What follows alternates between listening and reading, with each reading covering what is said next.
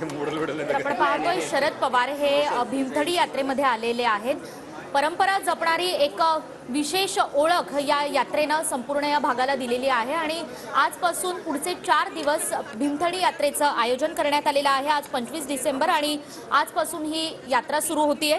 विशेषतः ही यात्रा पर्यावरणपूरक आणि प्लास्टिक मुक्त अशी यंदाची भीमथडी जत्रा 2023 असणार आहे आणि या ठिकाणीच वेगवेगळ्या स्टॉल्सना भेटीगाठी देत आहेत शरद पवार। आपण पाहतोय अगदी जत्रेच्या पहिल्याच दिवशी शरद पवार हे भीमथडी जत्रेमध्ये सहभागी झालेले आहेत। यंदाची भीमथडी जत्रा 2023 ही सर्वार्थानं वेगळी आहे, पर्यावरणपूरक संदेश देणारी आहे आणि याच ठिकाणी ज्या वेगवेगळ्या कारागिरांनी आपले नवनवीन उपक्रम या ठिकाणी सादर केलेले आहेत त्यांची माहिती जाणून घेत आहेत शरद पवार। आपण अधिक माहिती घेऊयात आपले प्रतिनिधी प्रदीप कापसे यांच्याकडून। प्रदीप, निकेत, सध्या शरद पवार जे आहे ते भीमथडी जत्रेमध्ये हे प्रदर्शन जे आहे ते भरवण्यात आलेलं आहे, त्याची पाहणी करण्यासाठी पोहोचलेले आहेत।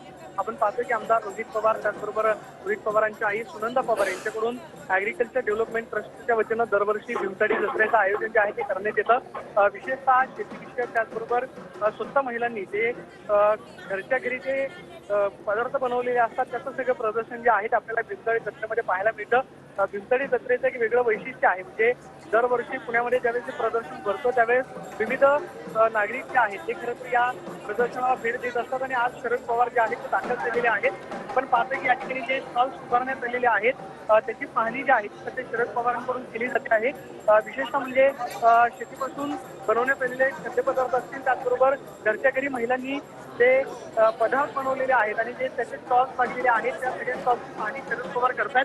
विशेषतः पवारांना सुद्धा आपल्या बनवलेल्या स्टॉल्समध्ये एखादी वस्तू जी आहे ती सुद्धा खरं तर प्रत्येक स्टॉलधारक जो आहे तो शरद पवारांना देताना पाहायला मिळतोय।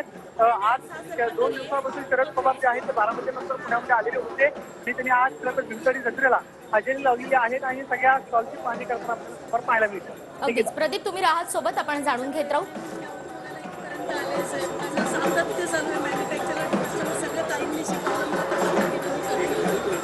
नाचणी सत्वाचे लाडू